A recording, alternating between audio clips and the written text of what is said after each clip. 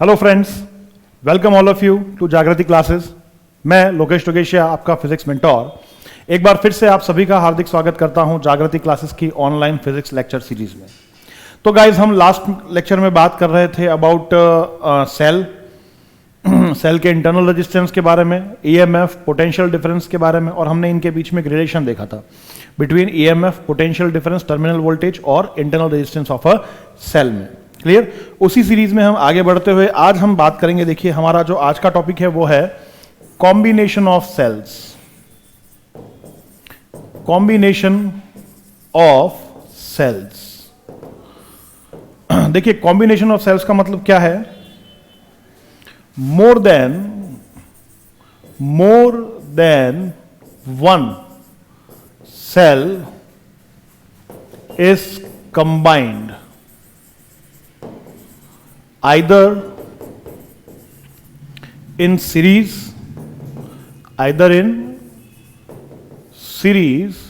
or in parallel, either in series or in parallel to obtain the desired potential difference in our electric circuit.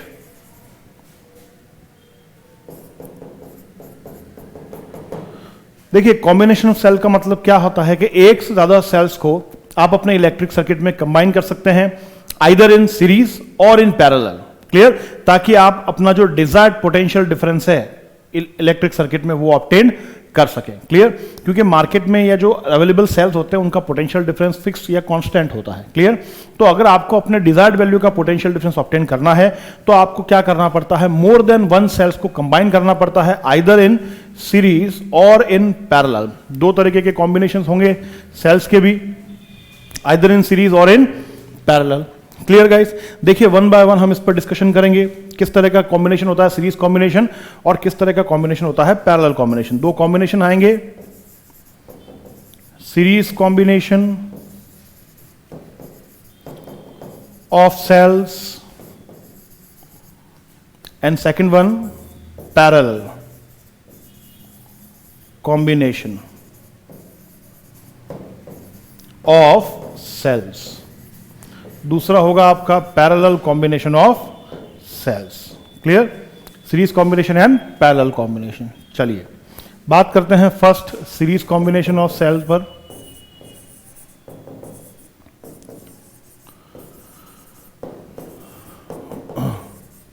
Series combination of sales.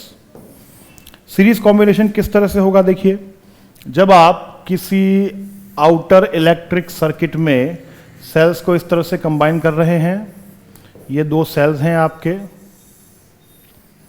और ये आपका कोई outer electric circuit है। ये capital R जो है ये हमारा एक्सटर्नल रेजिस्टेंस हो जाएगा, सर्किट का resistance.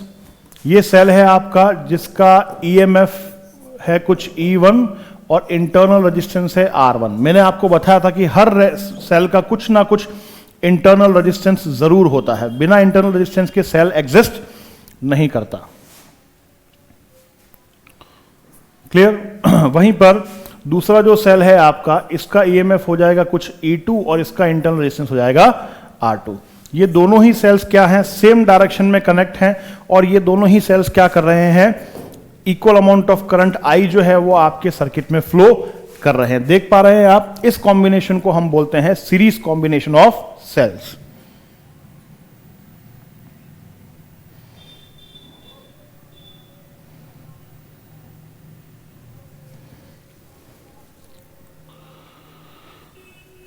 Series combination of cells. अब देखिए, सीरीज कॉम्बिनेशन जो होता है उसके अंदर हमें पता है कि current across flowing through the each cell is remains constant.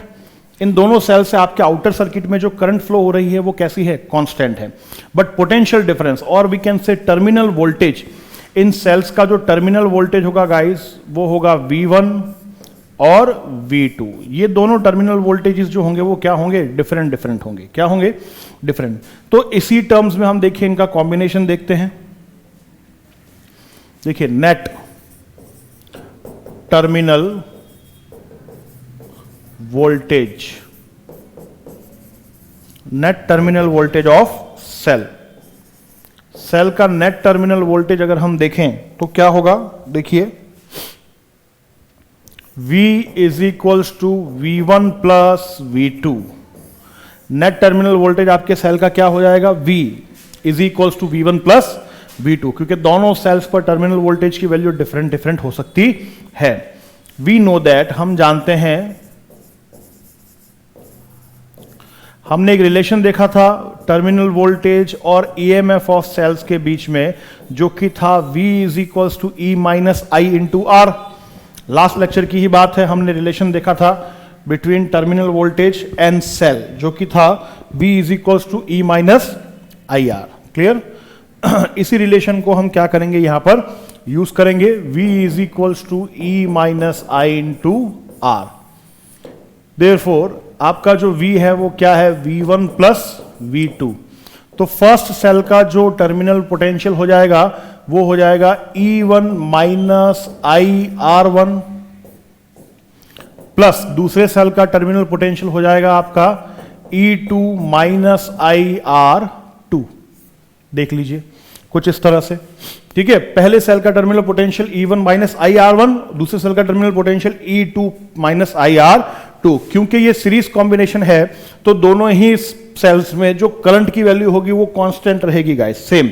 Current की वैल्यू क्या रहती है, सेम रहती है। देख पा रहे हैं आप। चलिए इसको अगर आगे सॉल्व करें तो V इज इक्वल्स टू, इसको कुछ इस तरह से लिख लें, E1 प्लस E2 माइनस आई R1 माइनस आई R2, और इसको आगे सिंप्लीफाई करते हैं तो ये हो जाता है E1 प्लस E2 माइनस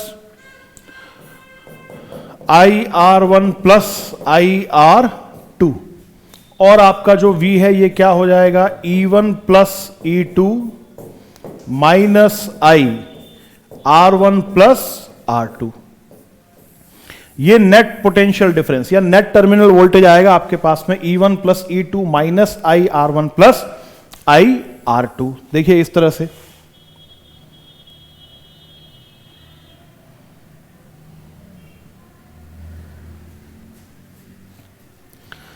इसको मैं देता हूं इक्वेशन 1। अब देखिए ऑन कंबाइनिंग जो इक्विवेलेंट सर्किट होगा आपका, इक्विवेलेंट सर्किट वो क्या होना चाहिए, इक्विवेलेंट सर्किट कुछ इस तरह से होना चाहिए कि जितने भी सेल सीरीज में कंबाइंड है इन सबको ज्वाइन करके हम एक सिंगल सेल में कन्वर्ट कर दें। किस में कन्वर्ट कर दें, सिंगल सेल में कन्वर्ट कर दें। तो सिंगल सेल का जो ईएमएफ हो जाएगा उसे हम कहते हैं ई इक्विवेलेंट ईएमएफ, और जो रेजिस्टेंस होगा उसे हम बोलेंगे R equivalent resistance. External circuit का रेजिस्टेंस तो ये आर है ही है।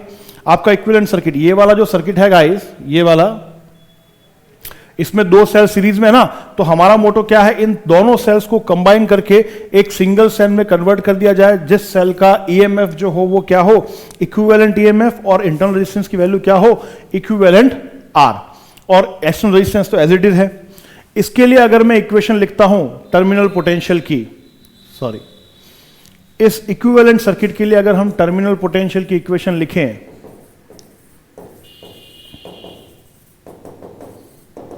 तो क्या हो जाएगी, V equivalent is equals to E equivalent minus I R equivalent.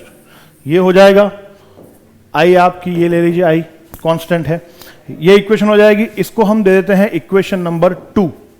ये हो गया आपका V equivalent minus E equivalent minus I into R equivalent. तो जो सीरीज कॉम्बिनेशन का सर्किट था उसको कंबाइन करके हमने एक सिंगल सेल और सिंगल इंटरनल रेजिस्टेंस में कन्वर्ट कर दिया।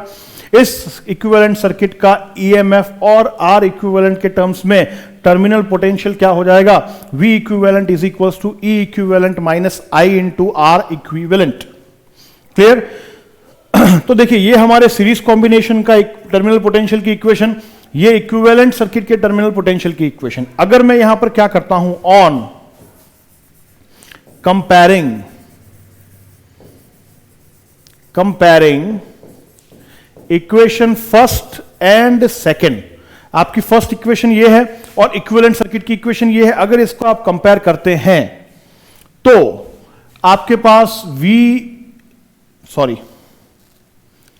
आपके पास E इक्विवेलेंट की वैल्यू क्या बनेगी सीरीज कॉम्बिनेशन में? E1 plus E2। E equivalent की वैल्यू क्या बन रही है? E1 plus E2। और R इक्विवेलेंट क्या बन रहा है? R1 प्लस स्मॉल r है तो R1 plus R2। Clear?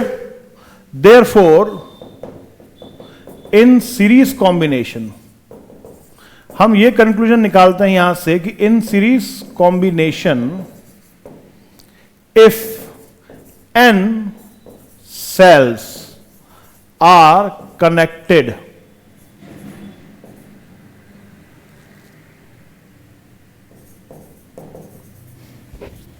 then उनका इक्विवेलेंट ईएमएफ जो है वो हो जाता है E1 plus E2 plus E3 dash dash dash En। Equivalent EMF जो है वो आपको मिल जाएगा इस इक्वेशन से E1 plus E2 plus E3 dash dash dash En। और इक्विवेलेंट इंटरनल रेजिस्टेंस जो है वो मिल जाता है आपको R1 plus R2 plus R3 dash dash dash Rn से। देख लीजिए E equivalent E1 plus E2 plus E3 dash dash dash En और R इक्विवेलेंट हो जाएगा R1 plus R2 plus R3 dash dash dash Rn से। ये आपका series combination हो जाता है गाइस, सीरीज कॉम्बिनेशन ऑफ, ठीक है, सेल्स। अगर आप दो या दो से ज्यादा सेल्स को सीरीज में कंबाइन करते हैं तो उनके लिए आप एक इक्विवेलेंट सर्किट बनाएंगे। इस इक्विवेलेंट सर्किट का जो इक्विवेलेंट पोटेंशियल ये ईएमएफ होगा, ये कहां से मिलेगा आपको? E1 plus E2 plus E3 dash dash En से।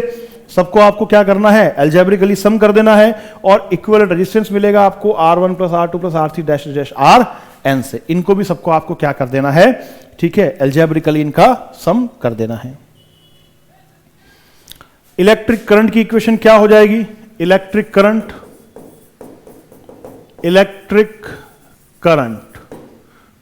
Flowing in circuit. Electric current की इक्वेशन अगर हम निकालें तो V इज इक्वल्स टू क्या है? E equivalent minus I into R equivalent. यहां से I की वैल्यू हो जाती है E equivalent minus V equivalent divide by R equivalent divide by R equivalent. या तो आप ये लिख सकते हैं या तो आप इस सेंस में लिखें और आप डायरेक्ट इस इक्वेशन को भी लिख सकते हैं। I is equals to E equivalent upon capital R plus small r equivalent. देख लीजिए, इस इक्वेशन को लिखेंगे ज्यादा बेटर होगा। ठीक है, एक मिनट, मैं टर्मिनल पोटेंशियल को रिमूव ही कर देता हूं यहां से। इस इक्वेशन को लिख लेते हैं, इसको हटा दीजिए।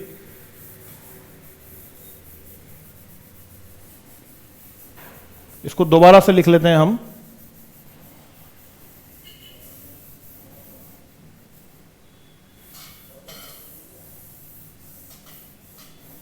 देखिए, electric current flowing in a circuit. आपके सर्किट में फ्लो होने वाली इलेक्ट्रिक करंट, क्योंकि आपके पास में देखिए जो इक्विवेलेंट सर्किट है वो कुछ इस सेंस में है। ये E इक्विवेलेंट हो गया, ये R इक्विवेलेंट हो गया, ये एक्सटर्नल रेजिस्टेंस R हो गया और ये करंट हो गई क्या? I। आपने जब सीरीज कॉम्बिनेशन को सॉल्व किया है तो आपके पास में जो रिजल्टेंट सर्किट मिला वो इसी सेंस में होगा।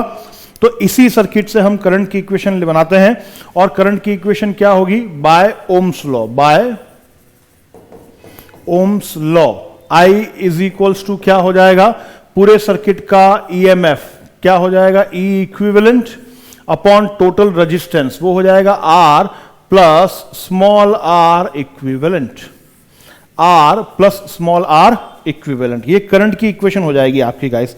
सीरीज कॉम्बिनेशन में या कोई भी कॉम्बिनेशन हो, आपके इक्विवेलेंट सर्किट में करंट की इक्वेशन जो होगी वो होगी E equivalent upon R plus small r equivalent, where capital R is external resistance and R equivalent is equivalent internal resistance of cells.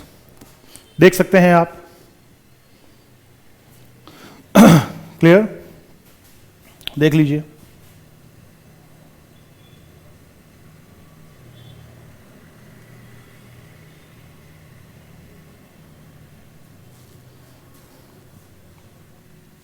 अब इसमें एक स्पेशल केस देखते हैं हम। देखिए special case, special case, if all cells which are connected in series combination,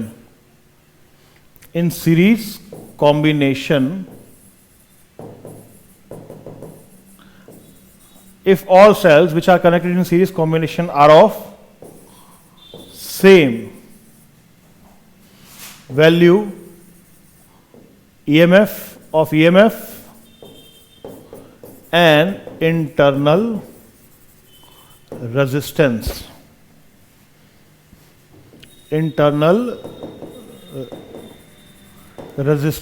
मतलब मैं एक स्पेशल केस दे रहा हूं कि जितने भी सेल्स आपके सीरीज कॉम्बिनेशन में कनेक्ट हैं कुछ इस तरह से,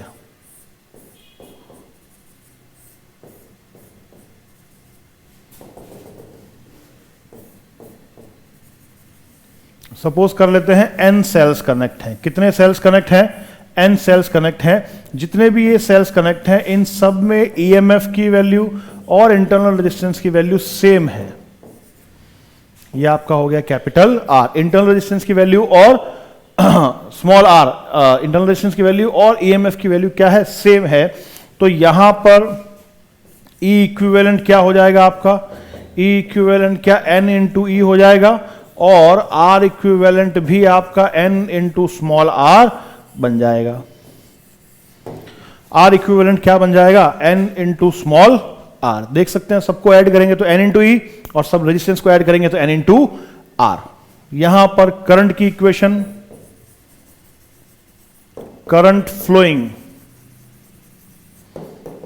इन circuit, current flowing in circuit क्या हो जाती है? I is equals to E equivalent upon capital R plus R equivalent.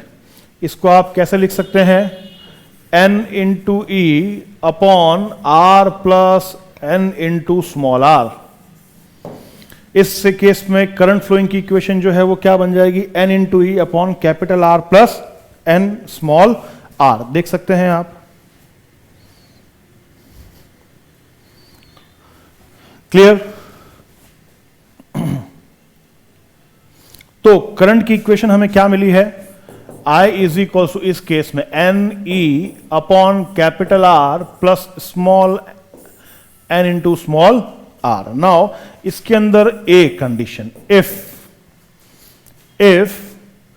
Capital R is very very greater than NR, कहने का मतलब आपका जो एक्सटर्नल रेजिस्टेंस है वो आपके सारे कंबाइंड सेल्स के इंटरनल रेजिस्टेंस से बहुत ज्यादा है। हम ये मान लेते हैं कि हमारे सर्किट का जो एक्सटर्नल रेजिस्टेंस है, हमारे पूरे कंप्लीट सर्किट का जो एक्सटर्नल, जो भी हमने एलिमेंट या डिवाइस कनेक्ट किया हुआ है सर्किट में, उसका रेजिस्टेंस आपके सारे सेल्स के कंबाइंड इंटरनल रेजिस्टेंस से बहुत ज्यादा है। देयरफॉर तो यहां पर हम NR को क्या कर सकते हैं? नेग्लेक्ट। क्या करेंगे? नेग्लेक्ट। नेग्लेक्ट का मतलब होता है सिमिलर टू जीरो। तो आपके पास करंट फ्लोइंग की इक्वेशन क्या बन जाती है? NE by R।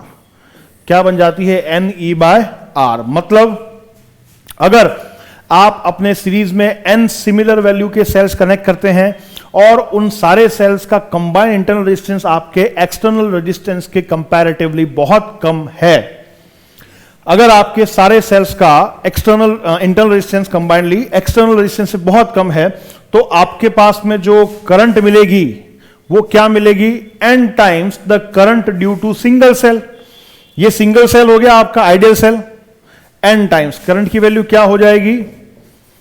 n times current, E by R क्या हो गया? Current due to single ideal cell.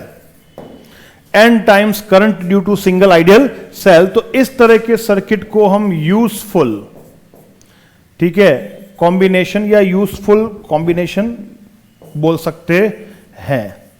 ये हमारे लिए कॉम्बिनेशन कैसा हुआ? यूजफुल कॉम्बिनेशन हुआ गाइस। क्यों यूजफुल कॉम्बिनेशन हुआ? हमने n सिमिलर वैल्यू सेल्स को सीरीज में कंबाइन किया, उससे जो सर्किट में हमें करंट ऑब्टेन हुई वो n टाइम्स हो गई current due to single cell के, तो करंट बढ़ गई ना हमारी। तो ये हमारा क्या हो गया? यूजफुल कॉम्बिनेशन कहलाएगा। अगर आपके इंटरनल रेजिस्टेंस की वैल्यू बहुत कम हो as comparative to external resistance, तो ये आपका कॉम्बिनेशन क्या हो जाएगा? यूजफुल कॉम्बिनेशन होगा। इस कॉम्बिनेशन को अगर आप सर्किट में यूज करेंगे तो वो आपके लिए हेल्पफुल होगा, क्योंकि वो करंट की वैल्यू n टाइम्स इंक्रीज कर देगा as compare to single cell. वहीं अगर इसका बी पार्ट भी देखा जाए, if R is very very greater than NR, R आपका यहां पर क्या है? बहुत बहुत ज्यादा छोटा है, किसके? NR के। तो कैपिटल R को हम क्या करते हैं? यहां पर नेग्लेक्ट कर लेते हैं। देयरफॉर करंट फ्लोइंग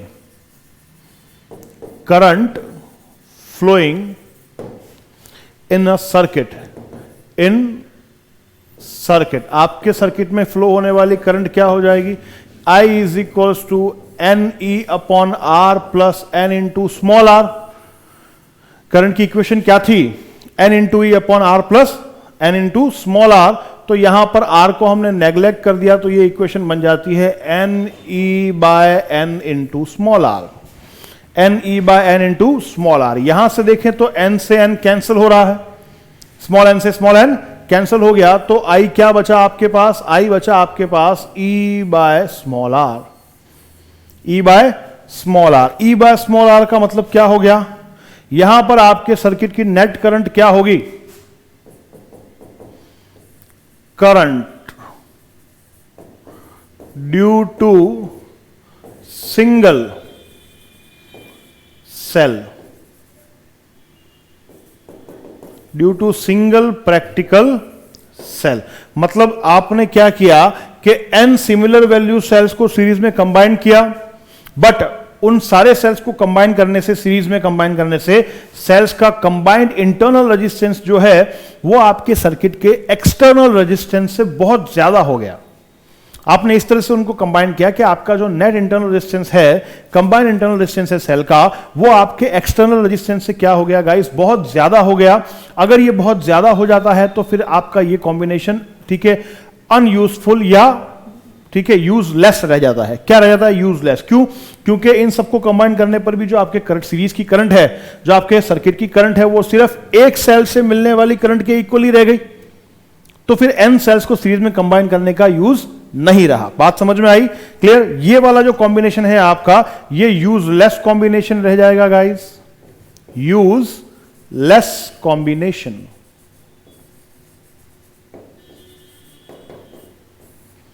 ये यूजफुल कॉम्बिनेशन और ये यूजलेस कॉम्बिनेशन, अगर हम दोनों को कंपेयर करते हैं तो इस तरह से, सॉरी, देख लीजिए। क्लियर? देख सकते हैं आप।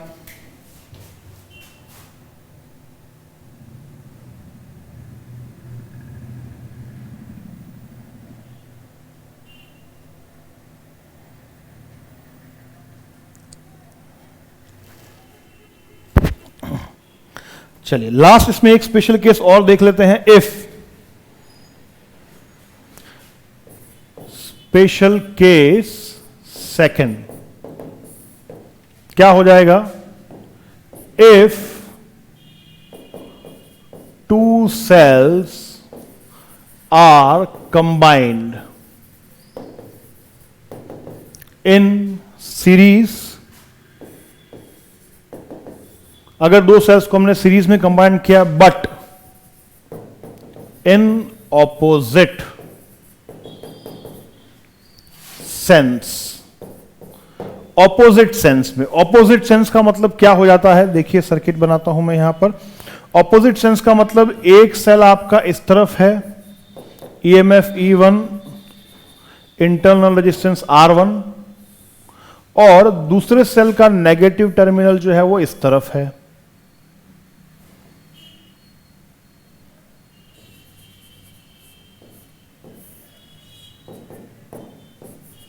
E2R2 और इसको कनेक्ट किया गया है कुछ एक्सटर्नल सर्किट से।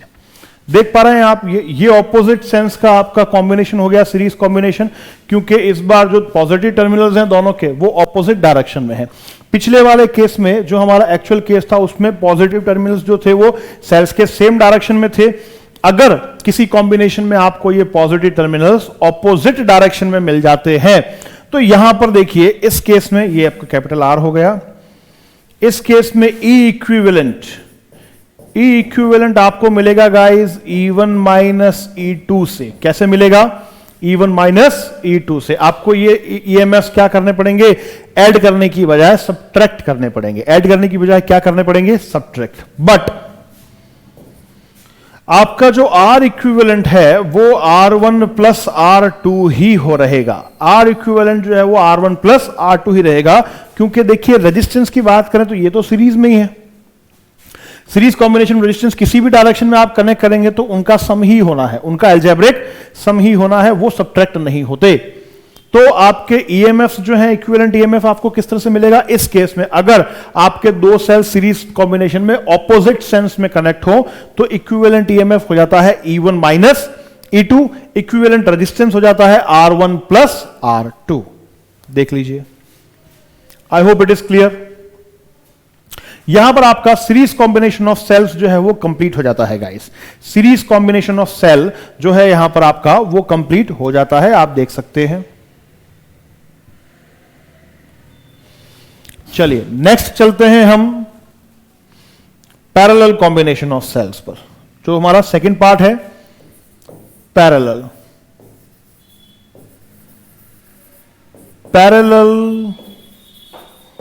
Combination of cells. तो पैरेलल कॉम्बिनेशन की अगर बात करें तो पैरेलल कॉम्बिनेशन में सेल्स किस तरह से कनेक्ट होंगे? देखिए यहां पर मैं सर्किट बनाता हूं कुछ इस तरह से, ये इनका इंटरनल रेजिस्टेंस,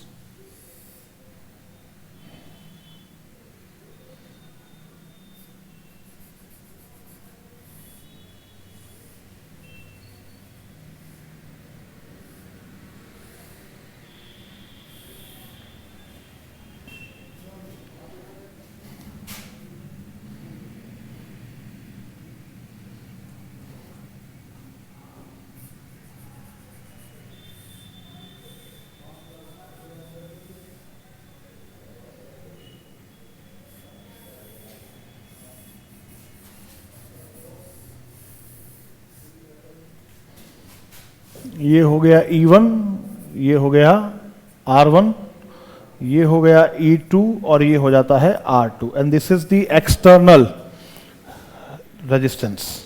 ये एक्सटर्नल रेजिस्टेंस हो गया हमारा। देखिए पैरेलल कॉम्बिनेशन में अगर मैं दो सेल्स को कनेक्ट करूंगा तो इसी तरह से कनेक्ट करूंगा। ये टर्मिनल पॉइंट हो गया A और ये टर्मिनल पॉइंट हो गया सपोज कर लीजिए B। देख सकते हैं आप।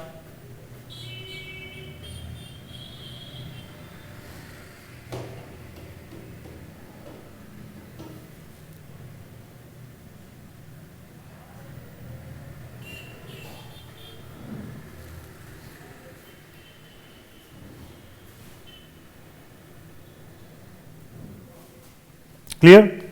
अब अगर इस कॉम्बिनेशन को आपको सॉल्व करना है, इन दोनों सेल्स को कंबाइन करके एक सिंगल इक्विवेलेंट सेल के ईएमएफ और इक्विवेलेंट रेजिस्टेंस में आपको कन्वर्ट करना है, तो क्या करना पड़ेगा? यहां पर देखिए, as in parallel combination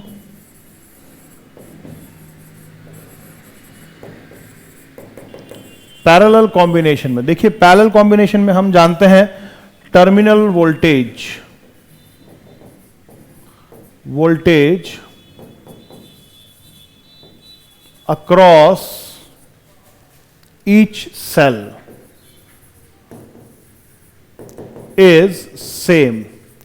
terminal voltage across each cell जो होगा वो क्या होगा? सेम होगा। यहां पर V और यहां पर V पोटेंशियल सेम होगा। क्लियर? बट जो करंट होगी आपकी वो क्या हो जाएगी? डिफरेंट। यहां से करंट आएगी कुछ I1, यहां से करंट आएगी कुछ I2 और ये कंबाइन होकर के इसमें फ्लो होगी I। इस तरह से करंट जो है वो डिवाइड हो जाती है पैरेलल कॉम्बिनेशन में, तो terminal voltage across each cell is same, but current flowing through each cell is different. Current flowing through each cell is क्या होगी, डिफरेंट होगी आपकी, हर सेल से फ्लो होने वाली करंट आपकी डिफरेंट हो जाएगी। तो देखिए क्या कहानी होगी यहां पर,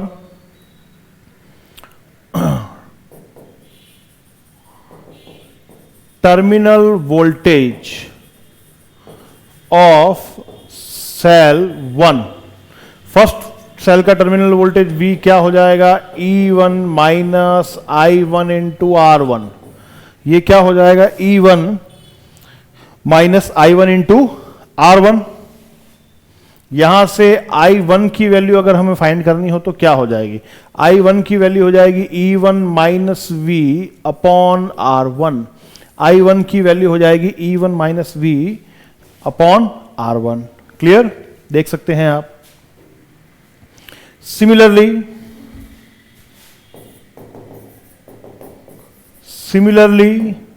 terminal voltage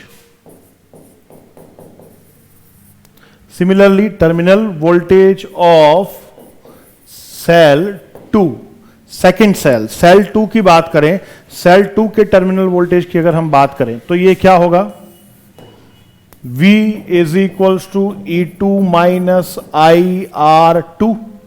इधर भी टर्मिनल वोल्टेज V ही रहेगा, ध्यान रखिएगा। पिछले वाले केस में टर्मिनल वोल्टेज हमने V लिया है, तो इस वाले केस में भी टर्मिनल वोल्टेज V ही लेंगे।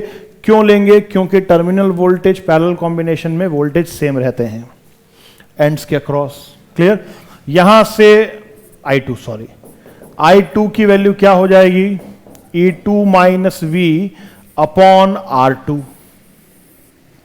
E2 minus V upon R2, इसे दे देते हैं इक्वेशन 1, और यहां पर इसे हम दे देते हैं इक्वेशन 1, और इसे दे देते हैं equation 2। Clear, now net current of circuit, net electric current of circuit क्या हो जाएगी, आपके सर्किट की नेट इलेक्ट्रिक करंट क्या हो जाएगी, I is equals to I1 plus I2। दोनों करंट्स को हम ऐड करेंगे तो ये करंट आपके एक्सटर्नल सर्किट में फ्लो होगी दोनों सेल से, I1 प्लस I2। तो मैंने इस सेंस में लिख लिया, देखिए नेट करंट सर्किट की क्या हो जाएगी, I is equals to I1 plus I2। दोनों करंट्स को हमारा ऐड करूं तो नेट करंट आपके सर्किट में I फ्लो होगी। चलिए, अगर मैं I1 और I2 की वैल्यू पुट करूं फ्रॉम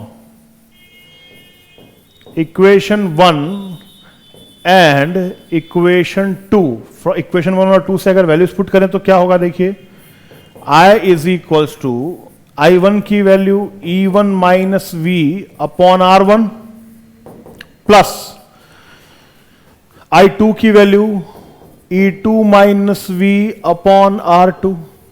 ये बन जाएगा I क्या हो जाएगा, E1 minus V upon R1 और प्लस ये हो जाएगा E2 minus V upon R2। Clear, देखिए इस तरह का कॉम्बिनेशन आपके पास में मिल जाएगा आपको। आप चाहें तो इसको देखिए सिंप्लीफाई करें, करना ही पड़ेगा, चाहने का मतलब क्या है, इस तरह से E1 upon R1 minus V upon R1 plus E2 upon R2 minus V upon R2। क्या लिख सकते हैं, बिल्कुल लिख सकते हैं। ठीक है, R को मैंने दोनों में से क्या कर दिया, सेपरेट कर दिया, डिवाइड सेपरेटली डिवाइड कर दिया। तो क्या हो जाएगा, देखिए E वाला कॉम्बिनेशन एक तरफ, E1 upon R1 plus E2 upon R2 minus V upon R1 minus V upon R2। इसको थोड़ा और सिंप्लीफाई करें तो E1 upon R1 plus E2 upon R2 minus of V 1 upon R1 plus 1 upon R2। देखिए क्या इस तरह से बन जाएगा, क्या 1 upon R1 plus 1 upon R2।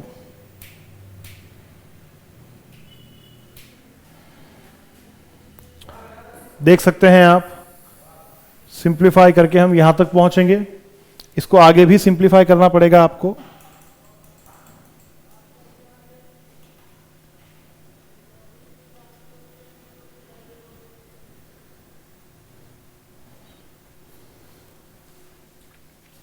Clear? चलिए, तो क्या रिलेशन आया हमारे पास में, आगे बढ़ते हैं। I is equals to E1 upon R1 plus E2 upon R2 minus V1 upon R1 plus 1 upon R2। तो हम लोग सिंप्लीफाई करके यहां तक पहुंच गए। उसके बाद में क्या होगा देखिए, I इज इक्वल्स टू, इसको अगर मैं सॉल्व करता हूं तो ये कुछ E1 R2 plus E2 R1 upon R1 into R2 इस फॉर्मेट में आ जाएगा। देख लीजिए, E1 R2 plus E2 R1 upon R1 R2 minus of V R1 plus R2 upon R1 R2, इसका एलसीएम ये बन जाएगा। आपके पास सर्किट इक्वेशन जो है वो सॉल्व होकर के कुछ इस फॉर्मेट में आएगी। E1 R2 plus E2 R1 upon R1 R2 minus V R1 plus R2 upon R1 R2। देख लीजिए। नाउ यहां से मैं क्या करता हूं, V को यहीं रखते हैं और बाकी सारी वैल्यूज को उस तरफ सब्स्टिट्यूट कर देते हैं। V को यहीं रखें और बाकी वैल्यूज को उस तरफ सब्स्टिट्यूट करें तो देखिए क्या हो जाएगा, minus V as it is उधर आया, V R1 plus R2 upon R1 R2 is equals to क्या हो जाएगा,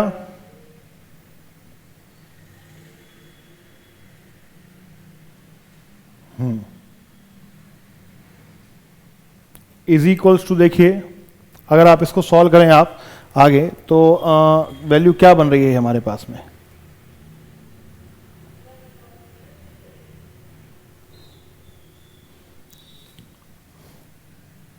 ये वैल्यू उधर चली गई तो इस तरफ क्या रह गया आपके पास, E1 R2 plus E2 R1 upon R1 R2 minus of I, यही आएगा। माइनस वाली टर्म उस तरफ जाकर प्लस हो गई और I जो है वो आपकी सॉरी नहीं,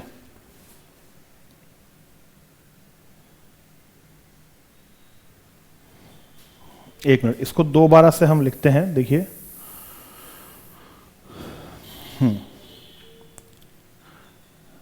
इस वैल्यू को दोबारा से सॉल्व करें, इस पूरी टर्म को हम उस तरफ ले जाते हैं, हाँ, और इसको इधर ले आते हैं, ठीक है, sorry, V R1 plus R2 upon R1 R2 minus of I is equals to, sorry, plus of I is equals to E1 R2 plus E2 R1 upon R1 R2। Clear? अब सही है, बिल्कुल ठीक है।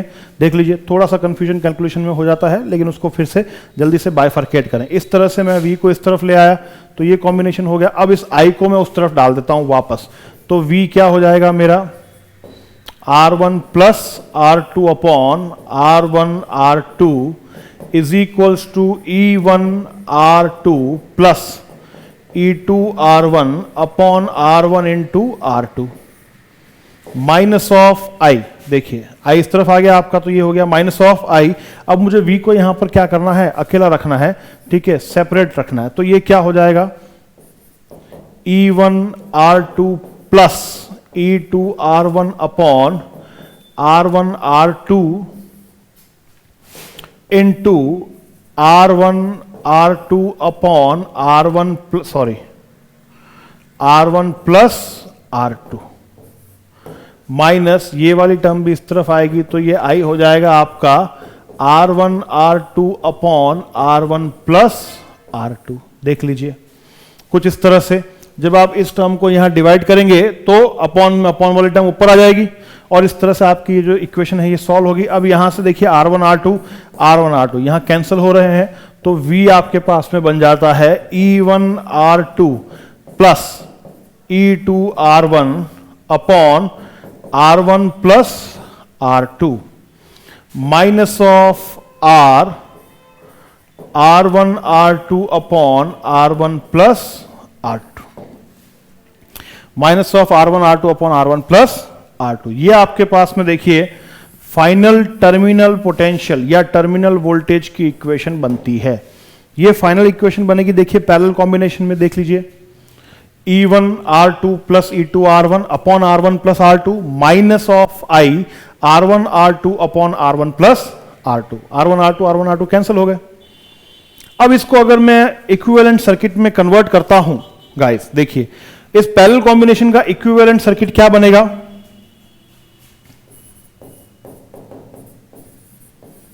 Equivalent circuit of parallel combination.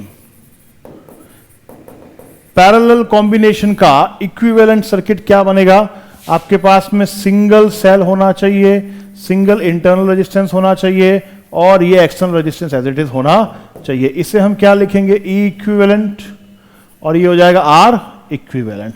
यहां पर terminal potential की जो इक्वेशन होगी वो क्या लिखी जाएगी इक्विवेलेंट सर्किट के लिए, V is equal to E equivalent minus I R equivalent. Terminal potential की इक्वेशन ये लिखी जाएगी V equivalent minus I R equivalent. देख लीजिए ये आपकी इक्वेशन 4 है। Now on comparing equation 3 and equation 4, 3 और 4 को कंपेयर करें। देखिए ये जो आपकी थर्ड इक्वेशन है, ये भी हमने क्या किया, दो पैरेलल कॉम्बिनेशंस के सर्किट को कंप्लीटली सॉल्व करके टर्मिनल पोटेंशियल की इक्वेशन बनाई है। और ये वाली जो इक्वेशन, ये भी आपके किसी एक पर्टिकुलर कंबाइंड सर्किट के टर्मिनल पोटेंशियल की इक्वेशन है। तो अगर इसको कंपेयर करें तो देखिए ई इक्विवेलेंट की इक्वेशन क्या बनती है हमारे पास, ई इक्विवेलेंट की इक्वेशन बनती है E1 R2 plus E2 R1 upon R1 plus R2। Net EMF, net equivalent EMF आपके पास इस इक्वेशन से आएगा गाइस, नेट इक्विवेलेंट EMF आपके पास इसी इक्वेशन से आएगा, देख लीजिए।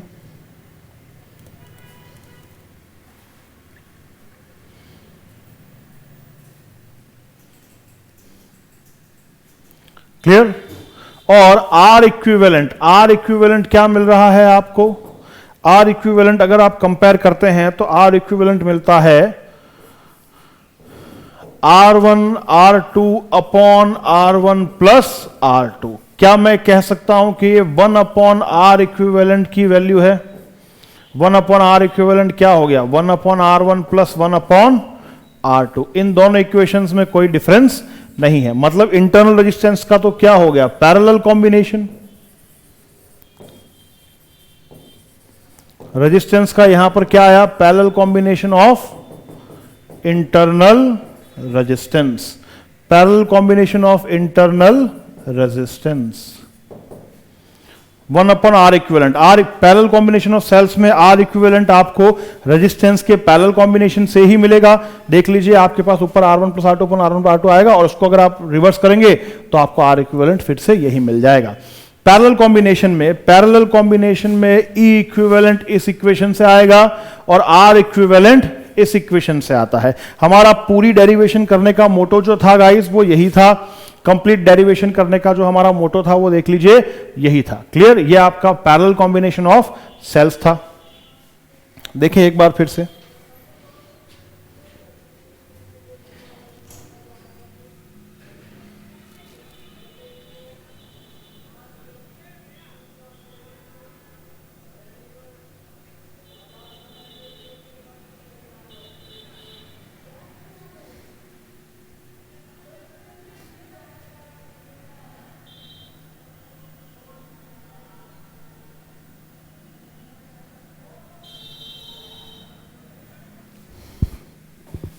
Clear.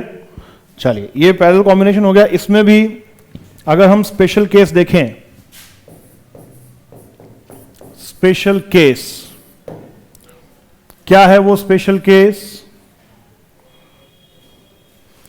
If n similar cells are connected in parallel combination if n similar cells are connected in parallel combination. अगर n सिमिलर सेल्स को हम पैरेलल कॉम्बिनेशन में कनेक्ट करते हैं कुछ इस तरह से,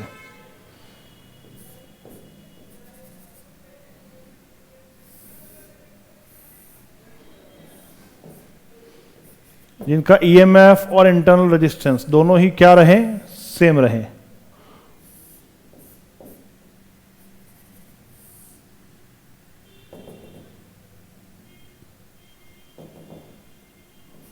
ई आर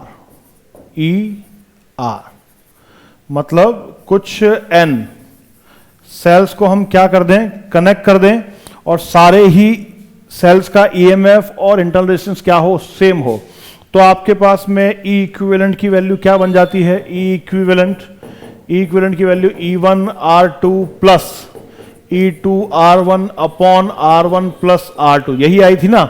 यहां पर वैल्यू पुट कीजिए, देखिए क्या हो जाएगा, E1R plus E2R dash dash dash sorry E into R plus E into R. इस तरह से क्या हो जाएगा, ये ऐड होता चला जाएगा और E R N upon R plus R dash dash dash R N तक ऐड होता चला जाएगा। तो E इक्विवेलेंट की वैल्यू आपके पास क्या आएगी, यहां से E कॉमन, ये सारे R ऐड होकर के N इंटू आर अपॉन में ये सारे R भी ऐड होकर के N इंटू आर, तो N इंटू आर कैंसिल हो जाएगा। E इक्विवेलेंट आपके पास में E के इक्वल ही रह जाएगा। E इक्विवेलेंट देख लीजिए आपके पास E के इक्वल ही रह जाएगा अगर सारे पैरेलल कॉम्बिनेशन के सेल्स आपके क्या हो, इक्वल ईएमएफ और इक्वल इंटरनल रेजिस्टेंस के हो। देख लीजिए E कॉमन आ जाएगा ना बेटा, ऊपर और नीचे सेम सम रह जाएगा, सेम सम कैंसिल हो जाएगा as it is. Clear. Internal resistance की बात कर ली जाए तो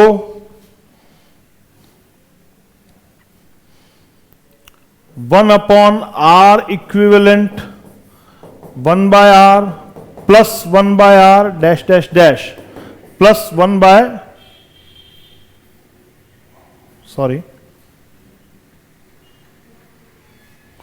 1 बाय आर की पावर n। तो बेसिकली 1 अपॉन आर इक्विवेलेंट ये हो जाता है आपके पास कुछ n बाय आर, ये क्या हो जाएगा n बाय आर, क्योंकि ये सारे सम हो जाएंगे n बाय आर, और r इक्विवेलेंट आएगा आपके पास, r इक्विवेलेंट जो रह जाता है वो रहेगा r बाय n। इस केस में r इक्विवेलेंट क्या हो जाएगा, r बाय n। देख सकते हैं आप, R इक्विवेलेंट आपके पास इस केस में रह जाएगा R by n। Clear. E equivalent हो जाएगा ओनली E, R इक्विवेलेंट हो जाएगा R बाय n। तो करंट फ्लोइंग इन सर्किट क्या होगा, current flowing in circuit, current flowing in circuit, आपके सर्किट में फ्लोइंग करंट की value I is equals to E equivalent upon R plus small r equivalent. Formula यही होता है current का, E equivalent upon R plus small r equivalent. तो E equivalent क्या हो जाएगा, I is equals to E upon R plus small r by n। ये हो जाता है R plus small r by n। इस तरह से आप इसमें भी दो केसेस लगा सकते हैं। देखिए A, if capital R is greater than compare to R by n, equivalent resistance से अगर आपका एक्सटर्नल रेजिस्टेंस बहुत ज्यादा है तो आप R बाई n अपने इक्विवेलेंट रेजिस्टेंस को 0 मान लीजिए, तो आपके पास I की वैल्यू क्या रह जाती है, E बाय R। ये क्या रह जाएगी, E बाय आर।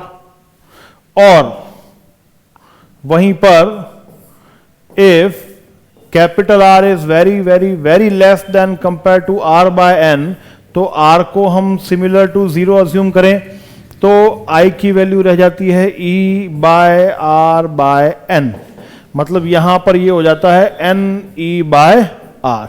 यहां पर आपको क्या मिल जाएगी, current N times current due to single cell, और इस केस में आपको करंट मिलेगी equal to current due to single cell. ये दोनों सारे कंपैरिजंस हो जाते हैं गाइस पैरेलल कॉम्बिनेशन के, और यहां पर आपका parallel combination of cell and series combination of cell complete हो जाता है। Parallel combination and series combination यहां पर आपका कंप्लीट हो जाता है। तो ये था series combination and parallel combination of cells. I hope आप लोगों को ये चीज समझ में आई होगी। नेक्स्ट हम बात करेंगे हमारी नेक्स्ट लेक्चर के अंदर, अब हम चलेंगे किरचॉफ्स लॉ पर। काफी इंपॉर्टेंट टॉपिक है हमारा, ठीक है, किरचॉफ्स लॉ और उसके एप्लीकेशंस देखेंगे। नेक्स्ट टॉपिक हमारा वो रहेगा गाइस, ठीक है। आज की क्लास यहीं तक। आई होप आपने इस क्लास को एंजॉय किया होगा। Thank you guys, have a nice day, keep watching. अपना प्यार जागृति क्लासेस के साथ इसी प्रकार से बनाए रखें। Thank you guys, have a nice day, thank you.